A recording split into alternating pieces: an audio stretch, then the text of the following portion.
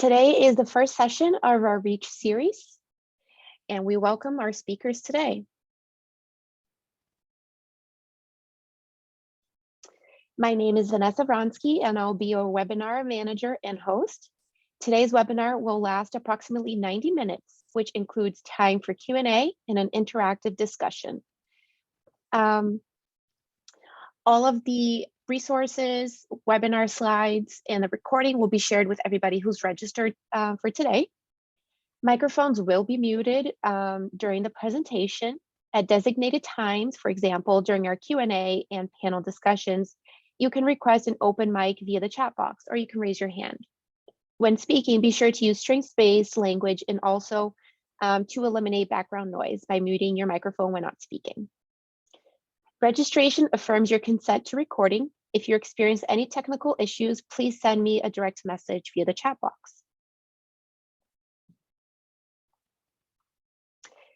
This presentation is offered by the New England MHTTC, and the opinions expressed are those of New England MHTTC and not SAMHSA.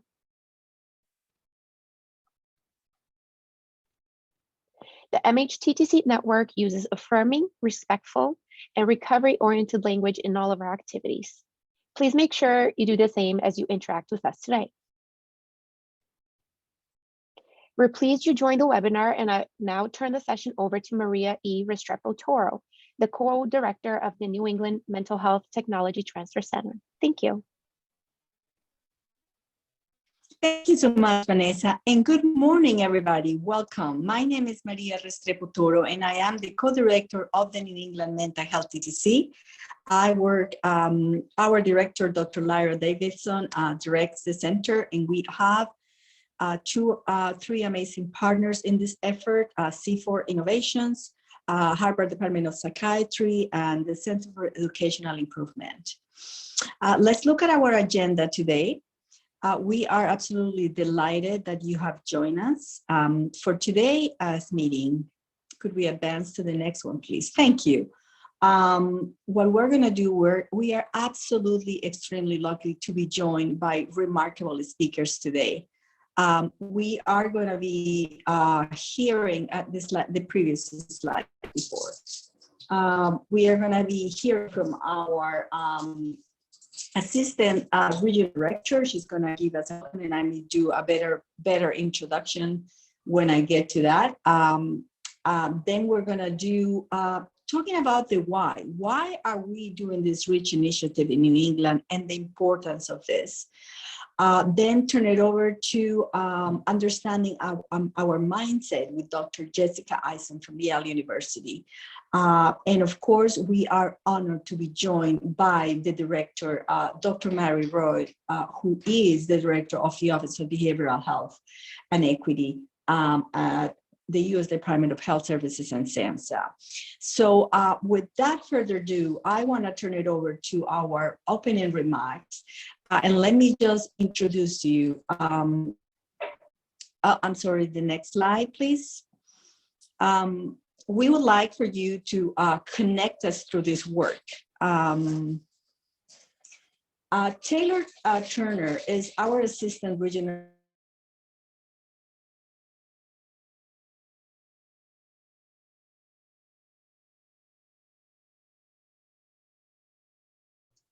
If we lost Maria, I'm happy to introduce Taylor. Would that be okay, Ingrid? Yes, thank you. Oh my God, you lost me. Okay. I'm sorry, I've been having a lot of technical difficulties. I was ready to get introduced Dr. Taylor Wright Turner. She is our assistant regional administrator here in Region 1. She comes to the region with over 20 years of experience, strategically advancing public policy, and she's a steady advocate for vulnerable populations. Her role is invaluable in our region, and she has really elevated the work of community-based work organizations, especially those that are really to support the BIPOC populations in New England. So with that, it's my pleasure to introduce Taylor. Thank you very much, Maria. And I understand the technical issues. I cannot wait to be in person with all of you. It's been a joy and honor to work with you over this last year and a half or so. So good afternoon and welcome to this community critical dialogue today. My name is Taylor Bryan Turner, and I'm the Assistant Regional Administrator for SAMHSA's New England Region, Substance Abuse and Mental Health Services Administration. And I'm honored to be with you and invited by the New England MHTTC as part of this movement of inclusion.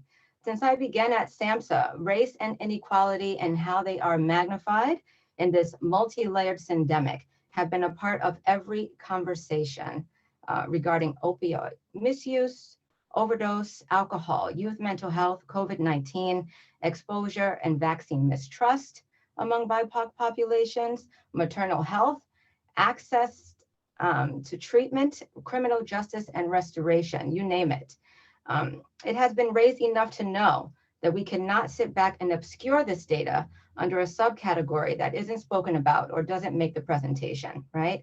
These disparities are in 3D. And at SAMHSA, we have an entire division, the Office of Behavioral Health Equity, that is laser focused on changing the narrative on these disparities that will be laid out before you today by the dedicated and passionate director, Dr. Mary Rory. I am delighted that she could be with us today. The Office of Behavioral Health Equity works to improve the disparity impact statement, works to elevate community-based organization, and leads and partners with the National Network to Eliminate Disparities Network to amplify and produce technical assistance and training opportunities. OB has worked extensively with us in Region 1 to raise the Diversity Inclusion Project Showcase to a national level, which seeks to champion community-based organizations that serve historically marginalized populations and position them face-to-face with funders for an opportunity to equitably serve their communities. The New England MHTTC's REACH component that you'll hear more about today really complements those goals beautifully.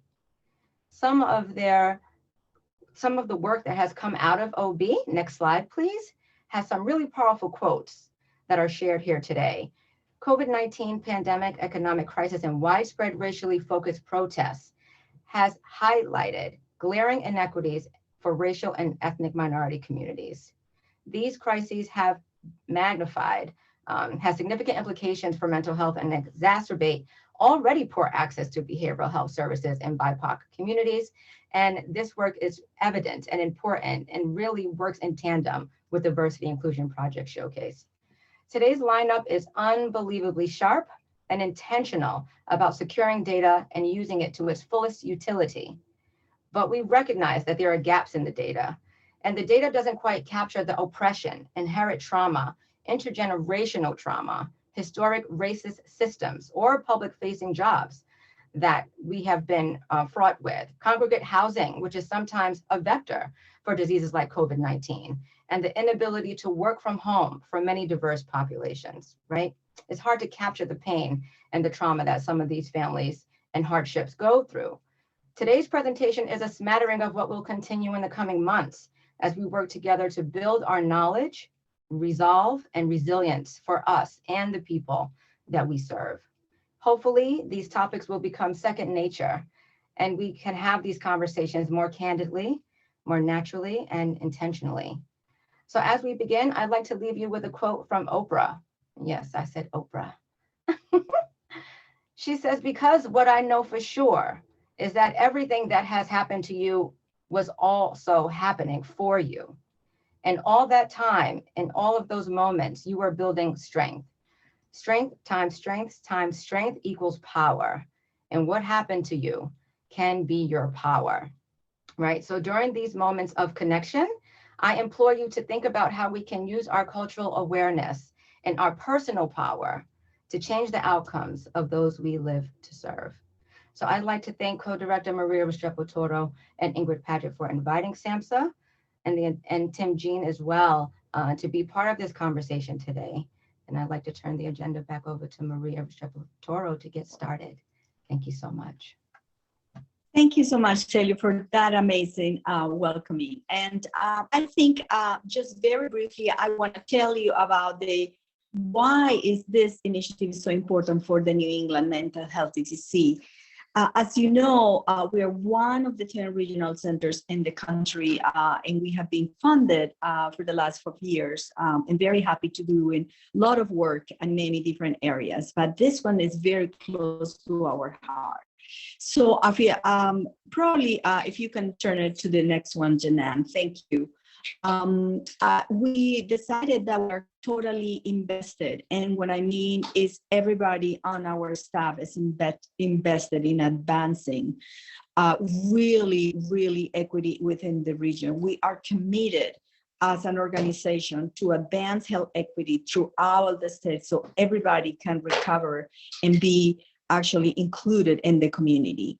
So we created this initiative called Better Together. And in that initiative, we're going to be doing multiple ideas, including multiple things, including inviting all of you, because we're in all of this together. And we want to be able to create a community where we can all learn together. So why then are we doing this, and how we're going to propose this today? This is just day number 1, and we're going to be here doing this work for years to come. As we know, this work takes a long time, but it takes a lot of champions. So the next slide, and briefly, we want to understand a little bit where you're coming from, but when we do this kind of work, next slide, please. It's really important to understand for us that our center, our New England Mental Health TTC, is focused on resilience and recovery. We are all about promoting wellness principles and having and helping people really live successful life. Okay, so we are here invested in these principles. And with that, we also want to, in addition to disseminating all the evidence-based practices in the region, we want to make sure that all the people that request our services are going to be really asking about different communities of color. So for us, the why is really important because we believe in cultural humility. We believe that our stories can connect us. And we understand that knowing the data is important, because in order for us, if we don't know what we don't know, then we need to understand how then we move forward together in this agenda about racial equity and cultural humility. Janan, I'm just, because our stories connect us, I'm going to ask you to please just do a little bit so we can have a sense very quickly via chat who is in the room with us today. Sure. Vanessa, if you could go to the next slide. Okie dokie. So I think things were changed a little bit around, but that's okay.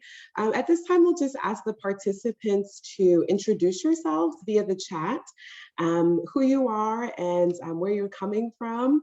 If you could also let us know why you joined our seminar today and what's one thing that you hope to gain as a part of today's session. That would be really helpful so we have a sense of who is sharing space with us and have a sense of what folks are coming in hoping to learn. Again, your name, where you're coming from, why you joined today's seminar, as well as what you hope to gain from today's session.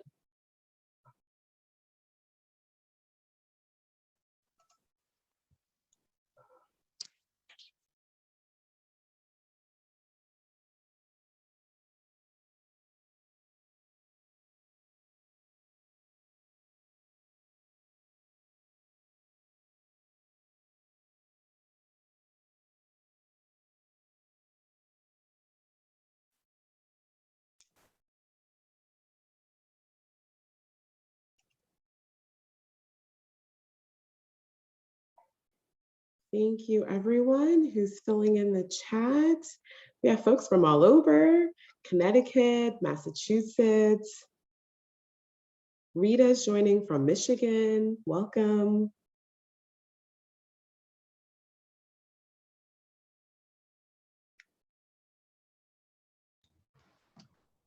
And shall we turn it back over to Maria to get us started?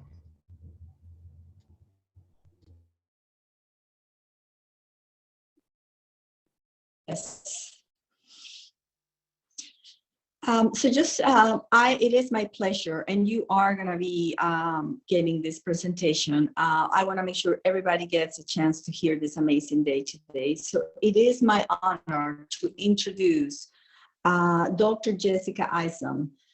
She is an attending psychiatrist at the Conman Square Health Center and a clinical instructor at Yale University. While completing her medical residence at Yale, Dr. Isom was a chief of medical education as well as a chief resident of diversity and inclusion. Dr. Isom's primary interests in mental health are working towards eradicating racial and ethnic mental health disparities, mitigating the impact of implicit racial bias, and the use of a community-focused population health approach in psychiatric practice. So Dr. Isom, please welcome to our session to get us started in this amazing effort. Yes, thank you, Maria. And hey, everyone here. I'm going to take about 15 minutes or so to have a conversation about mindset, which I'm really actually excited to start off this conversation because we often talk about the work as far as what to do and don't often spend a lot of time interrogating what has produced inaction in the face of need before that decision. And a lot of that has to do with our racial ideology, the way that we understand race and our relationship with it, but also our mindset towards it as well. So on the next slide, I've detailed for you the two parts that we'll be focusing on. The first is talking about the power of a mindset. And this image on the right is from an article that was written by Robin DiAngelo talking about an investment in racial illiteracy for white people specifically. And I like the image because it basically puts us right in the place where I'd like us to be, which is thinking about how we think and how we think, how we feel informs what we do, how we behave, which I think is a very familiar concept to all of us. But beyond us at the individual level, all of this thinking and feeling has translated into how structures have been constructed as well. So we'll talk about that. And then I'll secondarily introduce you to this concept of equity-mindedness from the Center for Urban Education that I've grown to be really attached to and have found it useful for having conversations with an audience like you, but also encouraging you to have conversations with others. So let's get started with part one. This first part is essentially just offering you all some ways of thinking about what mindset means. So I've included some definitions here to get your juices flowing. The first is that a mindset is an established set of attitudes held by someone. And attitudes are often not just thoughts, but also very much connected to emotions, to affect. Another way of describing it is that it's a fixed mental attitude or disposition that predetermines a person's responses to and interpretations of situations. So it shapes how we respond, interpret, but also how we behave. And lastly, it's a set of beliefs that shape how you make sense of the world and yourself. And very much connected with what we do around racial disparities is how we think about how we are positioned and what that means or doesn't mean, and also about how others are positioned in whatever context. So what I wanted to talk with you about on the next slide is thinking through some of the ways that we have these kinds of conversations that suggest a mindset that may not be appreciable on the surface. So I've given presentations about equality and equity and justice and those sorts of things over the years. And this here is an image that I used often early on in presentations and thought it was a great image. I mean, it shows equality versus equity. Oftentimes you'll see underneath the pictures a description of what these mean. So equality visually represented is giving everyone the same thing, and equity visually represented is giving people what they need. What I'd like you to do before I continue talking is just to take about 15 seconds to look at the image and think about what the image is actually communicating to us, both in obvious ways and in subtle ways. So I'm going to start my timer for 15 seconds and then I'll start speaking in just a moment. So take your time.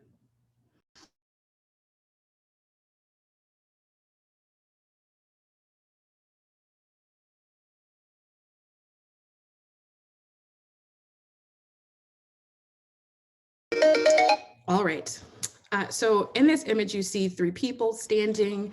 There are some differences between these people that would be important for us to recognize. But the main difference that they're intending for you to focus on is how the resources in this image are distributed for these individuals to see over the fence. As you're thinking about the picture, though, I'd like you to focus on the individuals, including on the next slide, as they have a discussion about reality and liberation. So in the reality picture, the biggest difference between equity and reality is that there's more of an environmental focus in the reality picture, and that it's not just the boxes, but there's also a person in a whole. And that is a step towards acknowledging context, which we'll talk about in just a moment. But lastly, they also reference in this image liberation, where we are not just focusing on the symptoms of oppression, but actually addressing the roots. And addressing the roots would be removing the fence entirely, or providing, if another articulation of this, removing what would require us to offer equitable interventions in the first place. One of the things that I came across last year was an article in Academic Medicine. And if you switch to the next slide, again, the part of the image I want you to focus on are the people.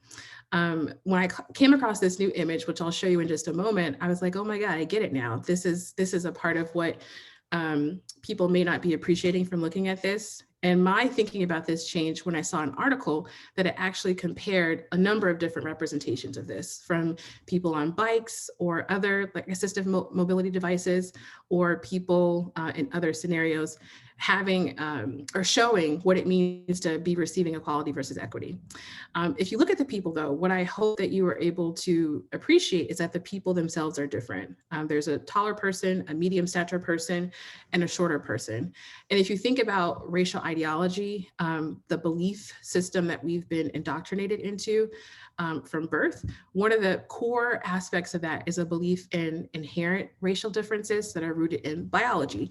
So there's something inherent, natural, characteristic about these different racial groups, and that produces often conversations around their deficits for some groups and strengths for others. And the interesting thing about this picture is that there are differences here that are technically biological, and stature is produced by your genetics. And what this is saying on the surface is that, yes, there's a focus on equity is needed, but it's also subtly communicating that the equity focus is needed because there's something naturally deficient about certain groups that requires additional support. So on the next slide, this is just a really, really nice paper from academic psychiatry. It's entitled Race, Metaphor, and Myth in Academic Medicine. And they critiqued these images and started a conversation in their article about, well, what are we communicating? What are the myths that we're perpetuating in our conversations? And how can we shift to something different? So what you'll notice in this image is that everyone is similarly fashion. They're all the same stature, wearing the same clothes, but the difference here, the focus of the difference here is on their context. So you have some people on boxes looking over the fence, you have others in holes, and you have others in chains. And if you think about the kind of conversations that we have about what does equity mean for the populations that we're working with, you probably will notice that there's sometimes an overwhelming individual focus on what people should do. And then other times there's more of a structure focus on how things should be changed to lead to the justice and liberation that we talk about in these conversations. So if you want a conversational piece, if you want a thought exercise for people to walk through in the spaces that you're in, using these images can be a really helpful way of doing that. So with that, I will transition to part two. And part two is focused on talking about equity-mindedness. And this is pulled from the Center for Urban Education.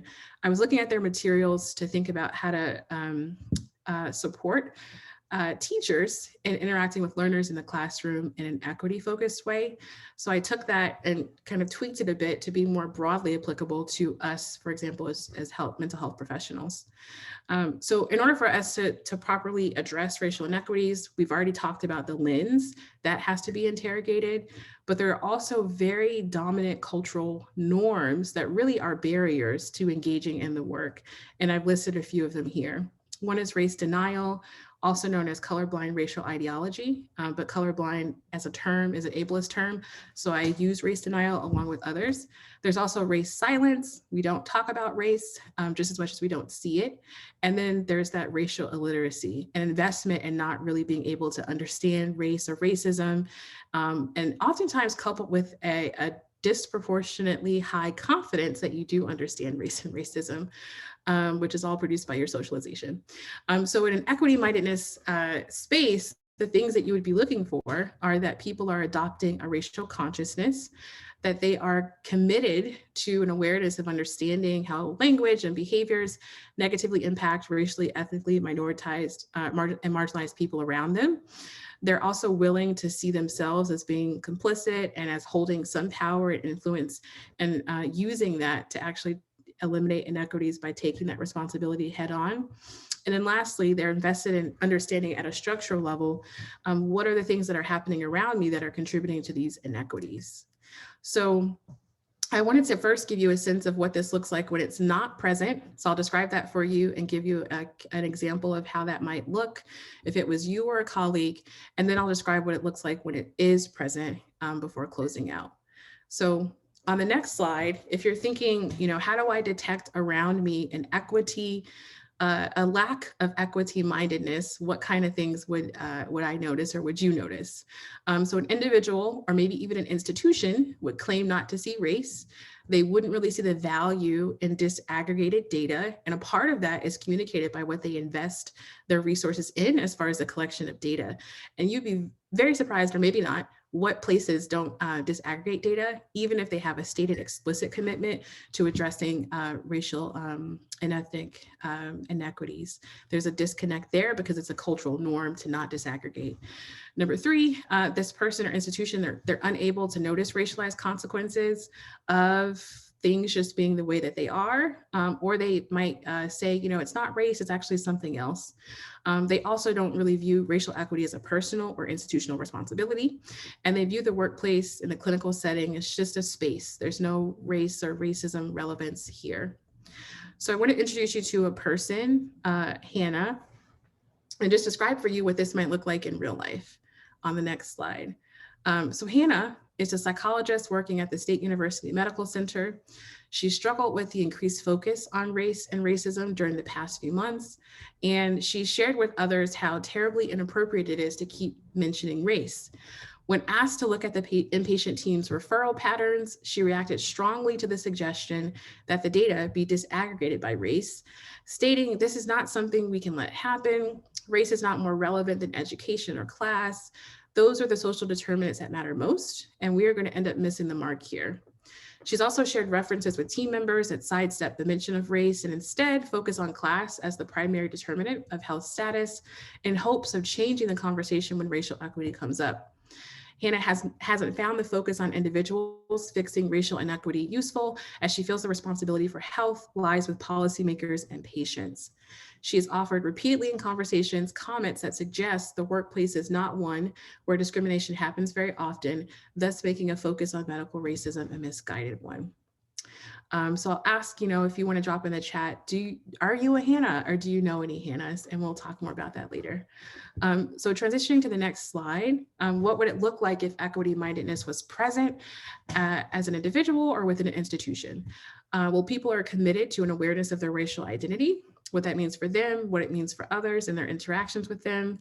They're using disaggregated data all the time as a norm to identify racialized patterns of outcomes. They're also constantly reflecting on what does the status quo mean as far as how it might reduce racial inequities or perpetuate them. And then they're also really thinking about what is my agency and how does that relate to the work of getting us towards racial equity. And lastly, the workplace and the clinical setting, just like any other place, is a racialized space. They understand that, and they're actively monitoring themselves and interactions with racialized minorities. So let's meet Damien. Damien is a new member of an anti-racism work group anywhere and has found the experience to be rewarding. He has long considered the relevance of race to neurologic practice and had been hoping for a more collective focus for most of his career. Now as an attending the boss on the team. He's been able to drive team conversations in ways that account for how multi-level racism shapes patient experiences. He emphasizes the importance of looking at the bigger picture data while also nailing down how different racial ethnic groups might be experiencing the issue. His team members are appreciative of his efforts to invite curiosity on the status quo, manifesting in policy and practice. And that is a very pie in the sky, idealistic response to his efforts, but we're going for a hopeful narrative here. He has been open about his commitment to personally intervening in whatever ways he can to achieve equity. His most recent focus has been on helping his team to understand how racism shows up in the workplace. And to support this focus, he has been reading more about how to encourage a self-reflective practice that acknowledges how race colors interpersonal interactions and institutional behaviors. So go, Damien. And I'd also be curious to know if there's any Damiens out there or if you've come across any Damiens in your different workplaces. So closing out on the next slide, just to highlight, it is important that with this equity-mindedness framework that you understand that it's not just at the individual or interpersonal level. There are other levels to this as well, including at the institutional organizational level, the community level, and the systemic level. And for anyone who's curious about like where could I go to get a better appreciation for this, a really great toolkit is from Reji, R-E-J-I. You can find it really easily online, and it's free to download. And they really do a great job of breaking down these different levels. The reason why understanding these levels are important is because, and also why having this mindedness is essential, is that when you look at the image on the next slide, you'll have less of a defensive reaction to how this is constructed. So yes, we know economics, the neighborhood, the environment, education, food, your community context, and the healthcare system shape all of the outcomes that you see there in orange. However, the acceptance that racism and discrimination shape the shaping of those health outcomes is something that people develop a lot of defensives around. So this equity-mindedness approach can in some ways help you bypass or at least do that initial work before you get to an image like this, because that will allow you to approach this image in a way that's equity-minded, that helps you to define the problems in a different kind of way that generate better solutions. And those solutions often are around not blaming the individual and more so acknowledging how structures impact individuals. So with that, I will end with a quote from James Baldwin, one of my favorites, on the next slide. It is certain in any case that ignorance allied with power is the most ferocious enemy justice can have. And if I'm anti-anything, I'm anti-ignorance. And I hope you can join me in that as well, by absorbing this for yourself, but also sharing it with others. So with that, I will pass it back to Maria. Thank you. Wow. Thank you, Dr. Eisen. This is a lot to question. And I think at this point, let's move on to the next question. We're going to do stop for a moment. I think your question is so interesting. This is something definitely our effort is going to be working moving forward with the organizations that we're going to be do. What is your equity-minded question? So we want to do a little bit of a discussion around that, and just want to hear about it. People, I guess, would you want to hear people to unmute or just via chat? It's probably easiest. Yeah, it would be helpful to hear from some people in the chat, about their exposures to a quotient that's very low, not much equity-mindedness versus one that's very high, and what that has been like for you as you're trying to engage in this work yourselves. Exactly. And I can say hands, and I'm sure we can let them in that way. It doesn't get too complicated. We have a lot of people, so thank you. I think it would be helpful too if some of our panelists could also speak to some of the things that Jessica shared relative to kind of, the reluctance around knowing the data, ways to consider the social determinants of health.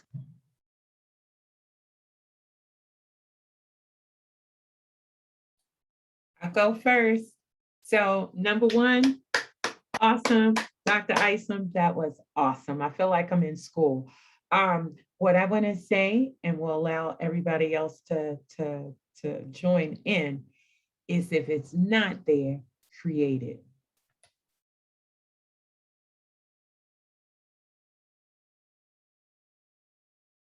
That's a drop the mic moment, I think.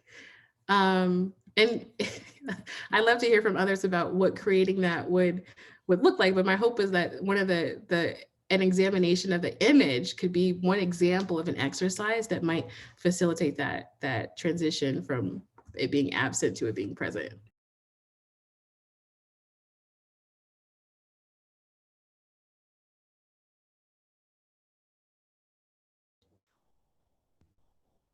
I'll jump in. I don't have a drop the mic moment, but I would say make awkward, turn away from awkwardness and start to amplify, right? What I saw in the pictures that you showed was equality as a concept, but equity is the intentional action behind it. And I think there might be some stigma to that, not stepping forward.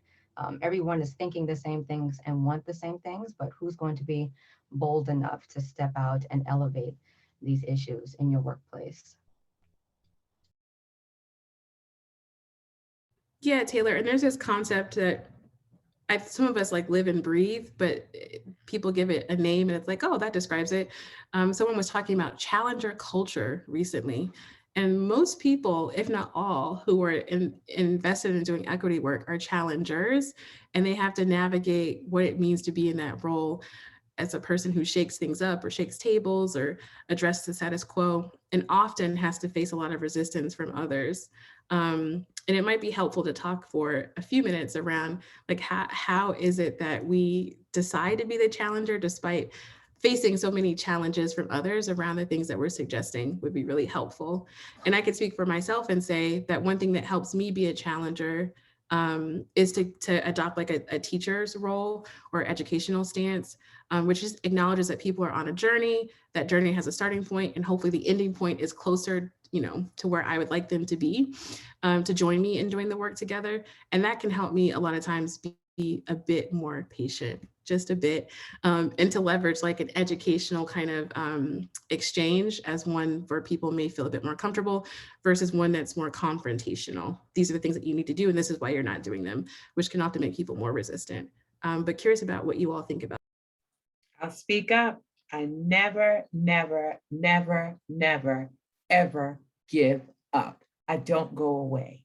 I have that fire in my belly and I refuse no.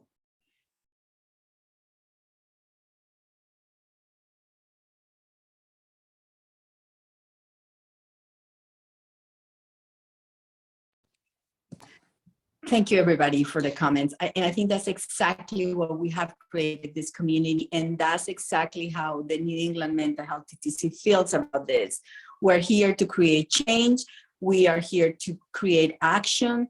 And that's what we are here to do it together, because I also hear that it's so important, and we have to start with our own mindsets, but we need to really work at it and just be action oriented. So I'm mindful of the time, and I want to make sure that we can continue our conversation. So I think now, actually, Dr. Roy, you are the next speaker, but I'm going to turn it over to Taylor, who's going to have the honor to introduce you.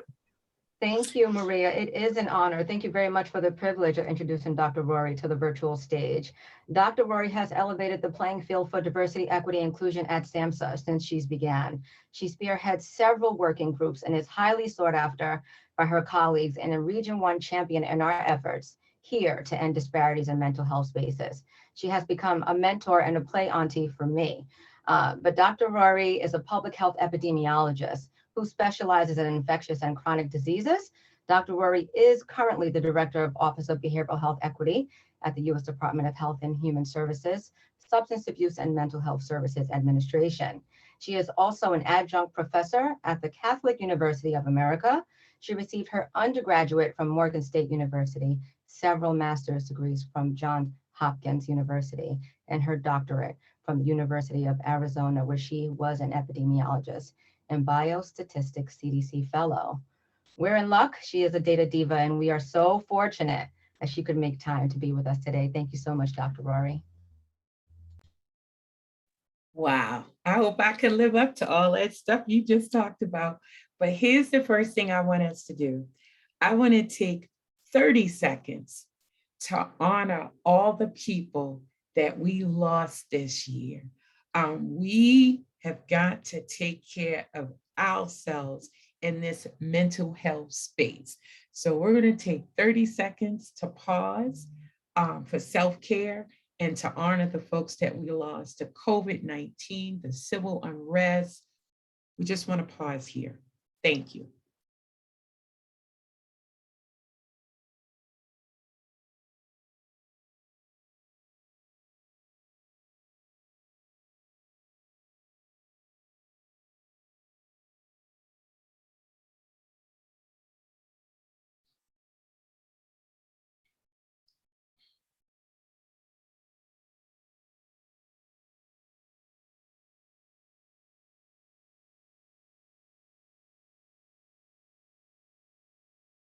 Okay. So you all are at the right place at the right time. The second thing I want to do is go bravo. Thank you for all the work that you do every day, that you put up with the racism and the discrimination and the unfairness. No, I can't get this. No, I can't do that. I want to thank you all for all that you do. I want to give a big thanks, before I forget to do so, to Maria, to Ingrid, to Vanessa, to Jessica, to Taylor, and Tim. I feel honored to just even share a stage with them. Equity has gained so much attention lately because it is the absolute right thing to do. COVID-19, the ongoing civil unrest, exposed it even further.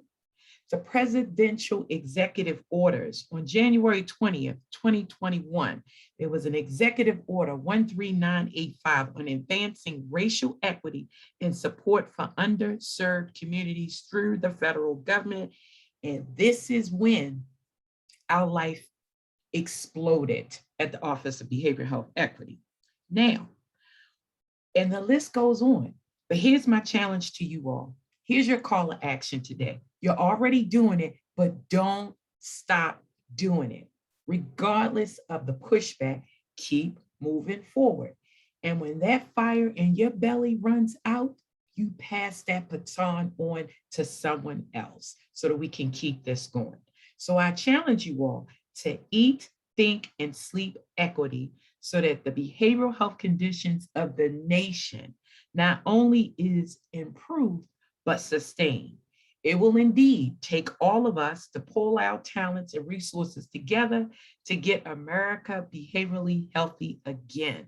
We cannot be afraid to ask those tough questions. So thank you, Jessica, for raising all the valid points you raised. My job here today is really simple. I want you to not be afraid of the data. So we need data.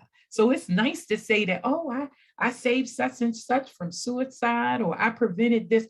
That's all well and good, but it is more powerful if we have the data. So if you leave here today with nothing else, don't forget what Jessica said to you. Don't forget what Maria said to you. Don't forget what Tim will say to you. Don't forget what Ingrid has said. Don't forget anything, but don't forget this for me. Don't be afraid of the data. The data is more than bean counts, and we're going to get into that. All right, so why equity, why now? Well, so about behavioral health equity, what is it? Why do we even care? The absence of disparities or avoidable differences among social, economic, and demographic groups or geographical areas in health status, health outcomes such as disease, disability, and mortality. And I'm going to add behavioral health to that definition. That every person has the opportunity to achieve optimal health regardless of the color of their skin, level of education, gender identity, sexual orientation, the job that they have, the neighborhood they live in, or whether or not they have a disability. Why is this all important? I'm glad you all asked. Persistent racial and ethnic health disparities can be largely attributed to poor social and physical determinants of health in these communities. Advancing behavioral health equity and health equity requires a multifactorial response to address issues such as high unemployment, inadequate housing, lack of quality education, inability to access healthcare. Reducing health disparities also requires solutions that are informed by and tailored to specific racial, ethnic, socioeconomic, and geographical communities. I know you're saying, why is this all important? I'm getting to the data in a second. Prevention is key to good public health and maintenance. Best practices to reach under-resourced populations, the spark populations, is go where they are and approach them in a culturally relevant, sensitive, empathetic manner, because without behavioral health, there is no health. In order to prevent substance use and mental health issues, we must prevent it in the first place. And if we fail, there is treatment, recovery, and relapse, which should be offered over the lifespan. In other words, I need all of us to continue, because I know y'all are already doing this. We're going to share it with the people who have it. Culturally target your target population, and then together we will get there together. Now the data. What's really fabulous about SAMHSA? First slide, please. Thank you. What's really fabulous about SAMHSA is the Center for Behavioral Health Statistics and Quality, also passionately known as CBIS. CBIS is the lead federal government agency for behavioral health data and dissemination in the United States. We hope we're having an impact on an international community as well. CBIS provides statistical and analytical expertise to support the Assistant Secretary for Mental Health and Substance Use and the Secretary of HHS. CBIS data collection is mandated, right? And in December 2016, per the 21st Century Cures Act, it was signed into law. So CBIS is not going anywhere. Now that's so wonderful, right? So what else? CBIS has a very popular, very well-known, I'm hoping to you all, and after this session, you will definitely know about it. It's the National Survey on Drug Use and Health. It's called the NISTA, that's the nickname. But CBIS also has a ton of other surveys that you all should become familiar with. Drug Abuse Warning Network, SAMHSA's Performance Accountability and Reporting System. They have all types of data. The Mental Health Service Survey, tons of data. I encourage you all to go to the website, which I'll drop in the link. Don't worry about looking for it, to make sure you visit the data. Now, this data is super important, but also the Census Bureau, also the National Center for Health Statistics data, Center for Disease Control. I can go on. Data is important. Now, what's really important about it is that it's available. You don't even have to download it or crunch it or analyze it or clean it. It's done for you. You can find out what's going on in your communities. I implore you to use the data. What does this mean? This means a stronger grant application. You'll score higher. What does that mean? Why is that important? You'll be able to reach the people that you would not ordinarily be able to reach. You'll be able to help the mom and pop community-based organizations who need your help, who need to partner with you to make a difference. In SAMHSA, right now, we have data for 2019 and 2020. I'm going to let Tim Jean walk you all through it, but here's what I'm going to say to you. At the SAMHSA, the NISTA data is critical because it tells you a picture of the state of the mental health and substance use disorders across the country. It's powerful. Here you can see large numbers, but here's what I challenge you all to see also. What's not on this screen? Everybody is not filling out a survey. So can you imagine how worse this picture is? Can you imagine what is going to happen if we all stop working today, right? So here you have on this slide in 2019, and we'll share this, but we'll also share the next slide, not yet, but thank you, how important this data is. It gives you a snapshot of what's going on. In 2019, we had people aged 18 and older who had a substance use disorder. We called it 19.3 million, but I want you all to go with me on this. It's probably much higher. Think about the underreporting. Think about the stigma. Think about the stereotyping. Think about, I'm going to lose my job. Think about that. In addition, we see we have 51.5 million people aged 18 and older who had a mental illness. Now go with me.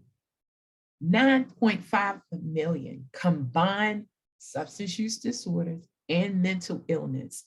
People 18 age and older represents almost 10 million people of the population. Here again, I guarantee you that number is slightly larger. So in 2019, 61.2 million Americans had a mental illness and or substance use disorder, which is an increase of almost 6% over our 2018 data, composed entirely of increases in, watch what I say, mental illness. Next slide, please. But there's gaps. There's treatment gaps. And what I'm about to show you on the next two slides is that there's huge treatment gaps for all of us. Amplified and highlighted here is going to be the African Americans and the Hispanics. Basically, what you're going to see is that these slides will mirror, but just hold tight. So for substance use disorder, and I said age 12 and older, and it breaks my heart to share this with you, 12 and older, substance use disorder. Again, imagine if you're living in a religious, say, household. Did you get to give input into the survey? I'm not sure that you did. But here you'll see that out of the 2.4 million, only 90% is not receiving treatment. So we got a problem here. You'll see the trend continues. Any mental illness, ages 18 and over, right? 5.2 million, well, 67% who are African Americans are not receiving treatment. If we look at serious mental illness, 1.2 million, but 42% that responded that they're African Americans are not receiving any treatment, none. Can you imagine? 91.5%, no treatment for co-occurring. This means you got substance use issues and any mental health illness in ages 18 and older. Major depressive episode, here we go again, in ages 12 to 17. Now, it breaks my heart because this is our future. These are the folks that's going to go to school, to medical school and wherever else and take care of us. So we got to ensure we cannot stop this work because they are our future. They're going to take care of us. And surely we want them set up better than what they are right now. Again, African American, no treatment. 65% no treatment. It's unacceptable. Next slide, please. There is no difference for my Hispanic, Latino ex-sisters and brothers. No difference. You see the same patterns. Substance use disorder, 12 and older, 92, almost 92% not receiving any treatment if they said that they were Hispanic. No treatment. Any mental illness, 66% not receiving any treatment, none. Serious mental illness, almost 50% not receiving treatment if they identify as Hispanic. 94% not receiving any treatment if they have both a substance use disorder and any major illnesses, mental illnesses, 18 and older. Major depressive symptoms, 63%. Now, the problem with this is 2019. Can you imagine what 2020 looks like? Now, I'm going to pause here because I want to read you something about both of these. Again, the data from 2018, 19, and 20 shows us disparities of treatment gaps for substance use disorder, any mental illness, serious mental illness, major depressive episodes, and can get even worse if you have a co-occurring mental illness and substance use disorder. and you are African American or Hispanic, and you do not have equitable access to equitable care, you are afraid to share your trauma and your story because of the stigma, and you have a job that increases your risk for COVID-19, and you may be a young Black man who has a fear on a daily basis of police brutality. And if you're Hispanic, English is not your first language. We have a problem. So here's the take home. So the data will drive the policy, and the policy will drive increased and needed funding that will drive sustainable change on the ground. If you remember nothing else, please don't forget about the importance of the data. It's nice to say that you've made a difference. It's even more powerful when you have collected, tracked, cleaned, analyzed, published, and disseminated the data and its findings and the next steps, also known as a call to action, in an acceptable, accessible format for all to understand, from the affected participants to the White House. Everybody needs access to this data so that they can understand how to empower and how to make a difference. This will not go away without all of you. Next slide, please.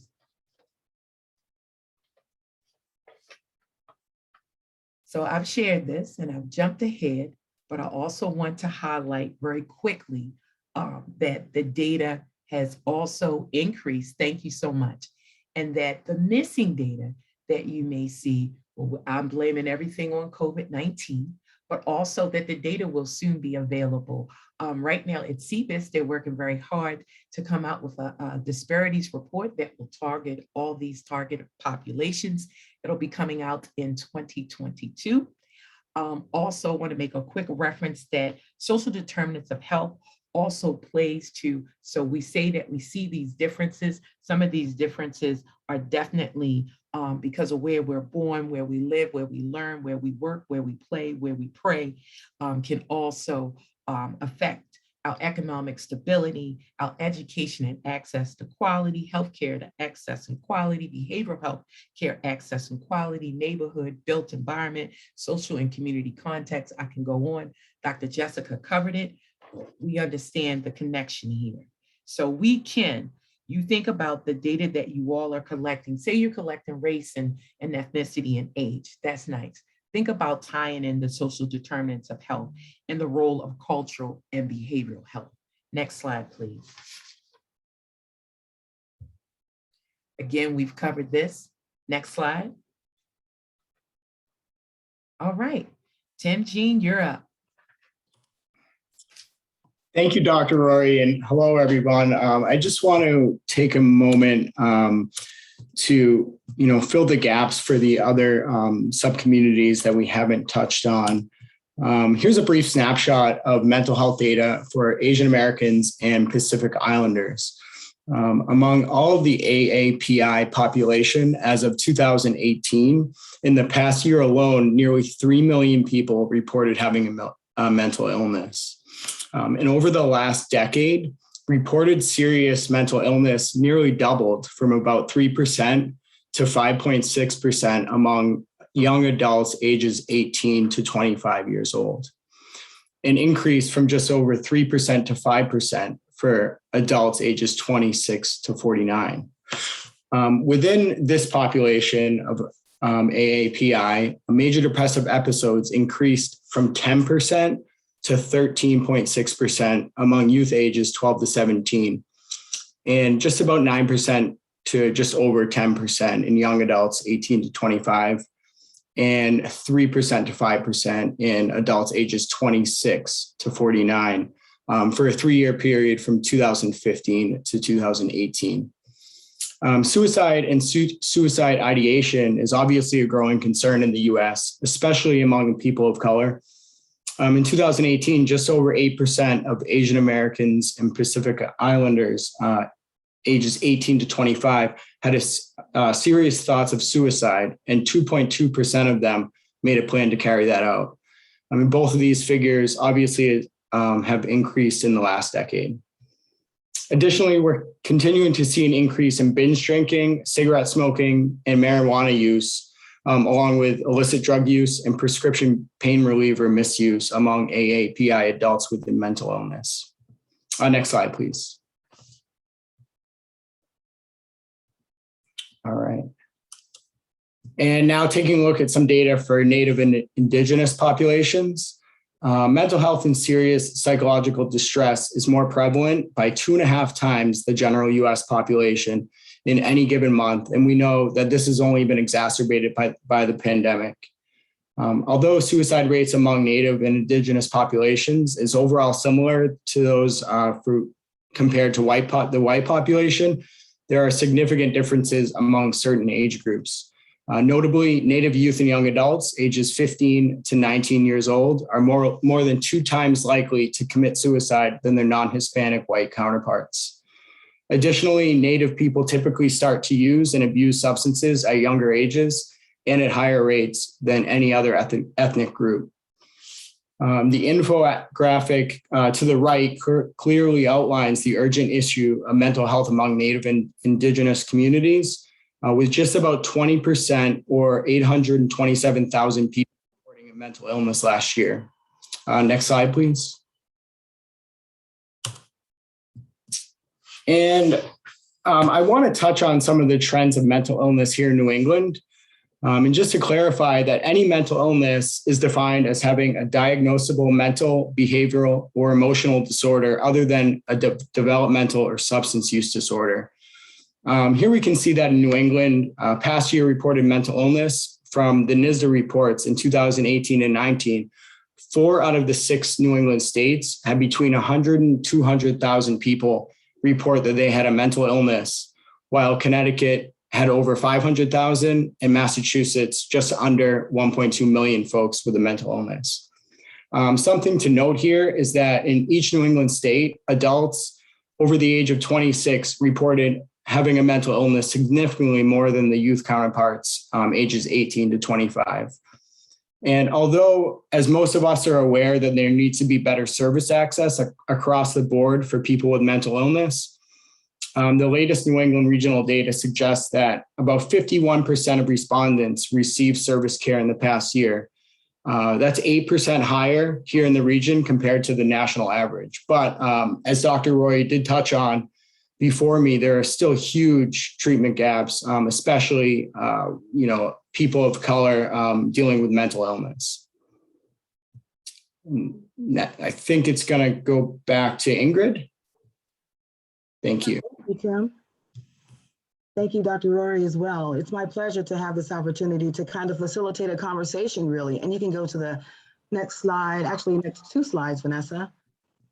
I'd like us to kind of think about ways to support the behavioral health needs of BIPOC individuals and communities. Now that we've kind of had a conversation, we've had some learning from Dr. Isom, we've had some data points from Dr. Rory and also from Tim. Thank you all.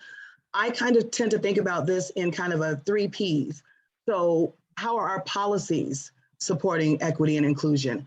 How are our partnerships helping to support behavioral health needs of BIPOC communities? And even in terms of our philanthropy in workspaces and workplaces, what are the things that we can do? How are we able to consider how we might even be operationalizing racism? So it's a big rock, but I'd like for our panelists to kind of weigh in on that and have a conversation around it. It's a big rock that we're going to roll right over top of. That's what the first thing I'll say. I knew that. We're going to roll over top of it. So let me give you one example that we think that is pretty impactful at SAMHSA. Right now, we're requiring that our grantees fill out a disparities impact statement. Now, this work was mandated back in 2011, but now President Biden has brought it back to life and saying that we have to. And so SAMHSA, I'm very proud to say SAMHSA was the first one to come out with a disparities impact statement. And we're currently working on a disparities impact statement 2.0. But this statement, if you will, that's required by grantees is using program performance data, and Dr. Isom will be proud of us, disaggregated by race, ethnicity to determine differences in access. Who are the under-resourced populations receiving services through the program? who are identified using data on disparate populations. And so what we're looking at is to see what are the changes, what types of services are being used by under-resourced populations, and how do they vary in type and dosage, and by what under-resourced population. And is it acceptable, affordable, accessible, and available? And then the outcomes is how do these vary by under-resourced populations? And so typically we always use the white population as the reference population, but we can certainly use African Americans as the reference populations. If we're looking at Hispanics, we can look at Hispanics and look at the Native Americans as the reference populations. We don't have to use the white population to really drill down to look at disparities and equities and issues of such. So that's me, and that's how I'll start off the conversation. I'll pass it on to Tim. What are your thoughts?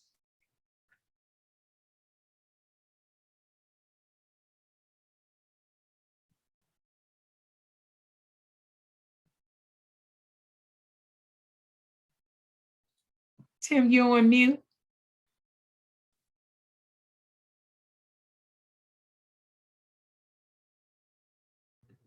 I'm going to want you to talk because I'll keep talking. Someone else can jump in. There we go. He got it.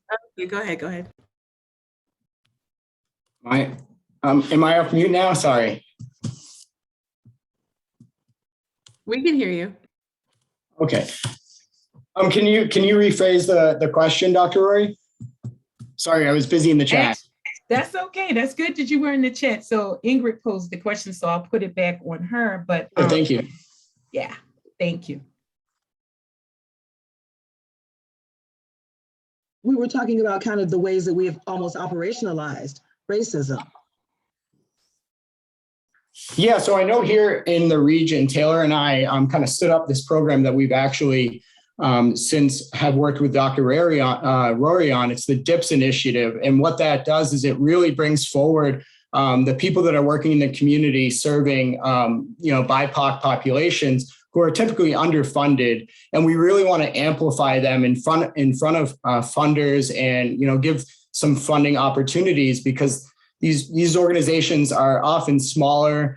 They're, trying to get as much money as they can, and they're often not able to receive the funds from the state or from philanthropic opportunities. So what we did is we brought together in a virtual forum, and we had them display their services and what they're doing to the populations that they serve. And it really helps amplify the conversation. And like you said, operationalize what's going on as far as equity. And Taylor, if you want to touch more upon the DIPS initiative that we did, that would be great. Thank you. Yeah, thank you, Tim. You are an extension of me, but yeah, we wanted to give voice to community-based organizations who are often unheard, unseen, underserved. And we worked extensively with Dr. Rory to elevate that work. And she's brought it national to make a national reach for other CBOs who are in the same boat. Federal resources can only go so far, but we need to work really closely with our state partners, because that's who gets the brunt of our funding. And we need to see diversity among our grantees. Dr. Rory just showed you deplorable, really painful data, but we have the data and now we have money. But it seems like the more money we have, the more problems we have, and there is a disconnect somewhere. And I'm ready, willing, and able, and have been to get to the root of that problem. Thank you so much. And this is a panel discussion. So if others want to weigh in, if you'd like to weigh in via the chat or using the raise your hand feature, and of course our panelists can certainly unmute themselves.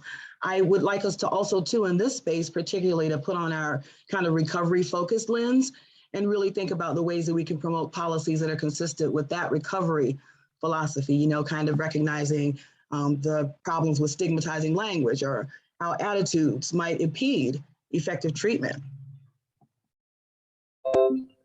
Yeah. Thank you, Ingrid, for that. I wanted to ask Dr. Iveson. I'm sorry, I'm not able to see if somebody else raised their hand, and I cannot, my signal is very weak, but I'm wondering if Dr. Iveson would like to respond also to the data presentation and help us connect these things, because those pieces are all really together, and it's really what's going to be informing our work moving forward. Yeah, thank you, Maria. I actually, it's interesting that y'all brought up the dips, and I'm looking forward to watching the video that you all have on the website. I am an early career psychiatrist. I very recently was exposed to the understandings that we have that are more mainstream in psychiatry about what our roles should be as psychiatrists and how we can be useful to people. And I've also been existing in a space that's very stereotypical. So I'm in a federally qualified health center in my office. People are coming to my office, or, you know, I'm calling them on the phone to have conversations, and I'm serving as like a, you know, an expert consultant, however that's constructed. And I don't think that that's going to actually change the numbers dramatically at all. And I've been thinking about and kind of trying to unlearn and learn other ways of approaching, other ways of using what I have learned from my training in collaboration with community members. And one of the articles that came out, I think it was last week or the week before, and the New York Post, the New York Times, I think it was the New York Times, was about a Black football player who could not find a therapist that could understand their urban and racialized experiences. So they went to become a social worker themselves. And they've actually partnered with a psychologist and created this program to address the unmet needs within Columbia Heights, which is a neighborhood of Washington, D.C. And the program is called In the Streets. And if you, I will drop the link, but if you go to the website, it was really cool looking at how they formulated the problem, their theory of change. And I wish I could show the slide, but you can see it on the website. And it's a formulation that I may see in like certain spaces in my training us have a discussion about as psychiatrists, but often not so much. So they essentially have in this image articulated what are people navigating, and that's systemic violence and oppression, specifically focused on the Black community. And then how can they interrupt that? And what are the root causes that they might be able to address? And they are very much focusing their intervention around leveraging role models and community leaders. So part of their intervention is like offering holistic care approaches to the community, like yoga and things like that. But a huge part of it is people like psychologists and other mental health professionals training community members to themselves intervene in a number of different ways. And that allows them to have support networks within their community, but also allows them to serve as role models for others. So I personally am also thinking and trying to expand my understanding of how outside of an actual clinic, we could be more useful to people. And I think that's a very equity sort of conversation, because one part of the framework is thinking about our relationship with community members and how it might be, or very much often is, hierarchical, and power is not really shared in our relationships. So one way of switching that around would be stepping outside of the clinic and collaborating with, offering our expertise to, and then working alongside organizations like the ones that you were talking about, which is a lot different than asking people to come into the office. So those are just some thoughts. Would love to hear from people in the chat and others on the panel what they think about that. But that is where I am interested in moving forward as I progress in my career, is just really thinking about what that could look like. Oh, that's Dr. awesome. Go for it. I was just going to say, that's incredible, the article. Thank you for raising that and bringing it to our attention. There are some Black barbershops who have adopted this model and is looking to get some mental health counseling to be more value added and more supportive of their clients that come in. Because as we know, hairdressers and barbershops are sometimes places that are safe, where you're able to sit with like-minded individuals and share hardship and pain in cultural activities that one another can understand. And so, yeah, I commend that work. And we know that there is some innovations happening across the country with various spaces. Thanks for sharing that. I'll just hop in really quickly because I would really love to hear from the audience, but meet them where they are. That's all we have to do. You gonna have to leave that office. And I learned this back in 1992 at Johns Hopkins University. We were recruiting young African-American men to a high blood pressure study, and we were struggling with recruitment. And so I didn't even know anything about research really. So I was like, well, maybe if I just ask a few people, and they called that a focus group. I invited some of the young men that we were trying to recruit to come in and talk to me about what would get them to the clinic to focus on their blood pressure. And you will not be blown away by this when I tell you that they told us, well, if you would have some food and a TV in the waiting room and some beautiful ladies to wait on us, we'll come to the clinic. And sure enough, my first unofficial research study proved to be true. And guess what? We got the folks in. And so it was 309. We were only supposed to recruit 250. It was 309 participants. And we were able to follow every last one of them for over 10 years, and some to their own deaths, unfortunately. So going where people are, you got to leave the office. I promise you it works. Great, thank you all. Unless there are other comments, there are actually a few questions in the chat. So I'll read those and let's see if we can have those addressed by our panelists. Heather has a very specific race data question. She's asking how to address challenges to disparity analysis when the number of individuals in non-white populations are small. Therefore, it's not always possible to show statistically significant differences between white and non-white populations on mental health outcomes. I'm happy to jump in, and then Jessica can back me up. But there's something called the modified Kilman filter, and it's a statistical technique that's been out for a really long time that helps you to work with small populations.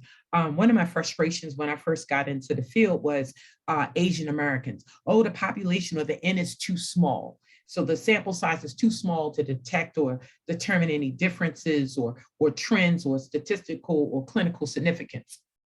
No longer an excuse. There are definitely different statistical techniques that will help you manipulate the data to show that even with the population, say their population is at 500 and the other population is at 100,000. The population that's at 500 at 100,000 can actually equalize from the different statistical techniques that are out now. So we're past that, and tell people they can't use that excuse any longer. And I'll put the link in the box. Thank you for your question. Dr. Jessica, if you want to add, go for it. One thing I am is very transparent, and I am not a statistician. So I'll defer to the expertise within your answer and just go. Okay, good. I wanted you to challenge me and say, Mary, that's wrong. I'm teasing. Well, we're at the point now where we typically would like to have, kind of 15 minutes available for Q&A. Are there any other questions or comments that people would like to weigh in via the chat or by unmuting yourself or asking to raise your hand?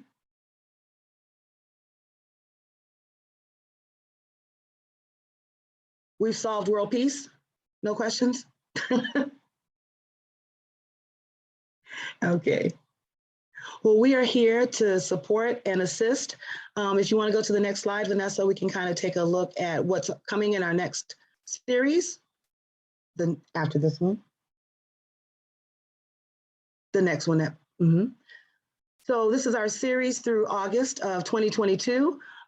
You experienced our inaugural session here, but we kind of have divided this into quarters. So our next session will be around the impact of implicit bias on BIPOC populations, and that's in January. Our February event is focusing on engaging in crucial equity conversations. In March, we'll be looking at understanding organizational implicit bias and its impact on BIPOC populations. Quarter 2 is kind of a focus on transformational leadership and change, as well as building practical guidance on allyship, and then really integrating diversity, equity, and inclusion into everyday operations.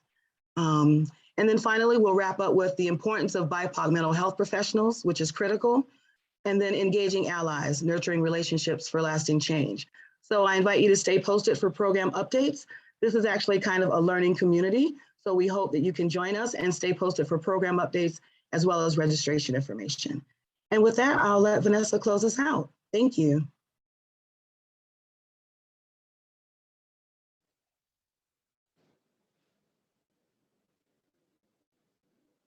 Next slide. I think next slide is, yeah. Thanks again for joining today's webinar. Attendees who provided their email address will receive a video of today's webinar, along with the presentation slides 24 hours after the close of the webinar. We are also required to evaluate our training and technical assistance efforts. You can use the link that's going to be posted in the chat, but it will also be available once this webinar closes out. And for more information, you can always go to our website. Thank you. Vanessa, I would like to thank the presenters. In addition to the announcements, this was absolutely amazing. We really are honored by your presence. Our hearts are filled with gratitude, and we really, really hope that we can continue this work.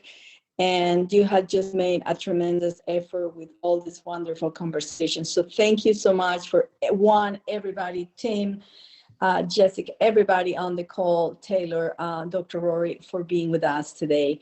And for our amazing team, Janam, Vanessa, and Ingrid, kudos for everybody. And thank you so much for joining us today.